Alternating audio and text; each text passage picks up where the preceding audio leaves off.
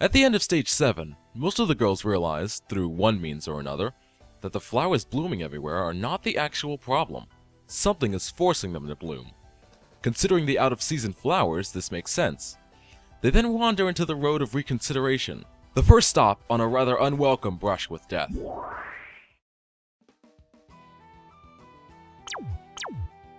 To be more precise, a Shinigami named Komachi Onosuka.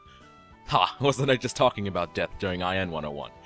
Anyway, I bet you've never heard the end of Shinigami, what with Death Note being dubbed and released in the West.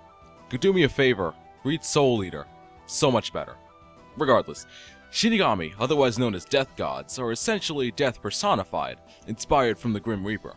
Only except for there being many death gods as opposed to the one Reaper. Nor is it limited to a scythe-wielding skeleton in a cloak. And Touhou does it even differently than that, in a form of a lovely, sociable young woman, as is the norm for Touhou. The Shinigami also take on different roles of the afterlife. For instance, Komachi cannot directly take the souls of the departed. She is responsible for ferrying them across a very specific river, named the Sanzu River.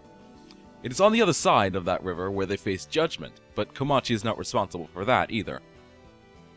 As far as Gensokyo goes, it is quite strange. For one, only a small part of the river actually crosses into Gensokyo. The rest of it is in the realm of Higan, where living humans aren't even supposed to be, so you can safely assume you've left Gensokyo altogether once you take a ferry. For another, according to actual Buddhist tradition, there are said to be two other openings to the river, varying in danger. What you did while you were alive is supposed to determine which entry you were ferried across. However, only one of these openings is accessible from Gensokyo, so it doesn't apply. For a third, the distance traveled across the river varies with each soul as per the following quote.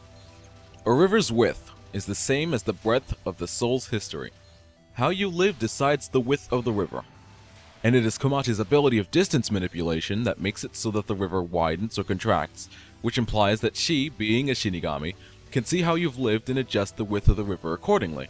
The more sinful your life, the wider the river appears, and the more coin your friends and family have to pay Komachi to ferry you across. Of course, there are tons of other factors as well. If for some reason your payment comes up short, well, dumping the spirit into the river isn't unheard of. Don't think of coming back up either, as the only things capable of floating in the Sanzu River are the Shinigami themselves and their boats. You'll get snapped up by a creature said not to exist. That aside, the flowers breaking out into bloom is partially Komachi's fault.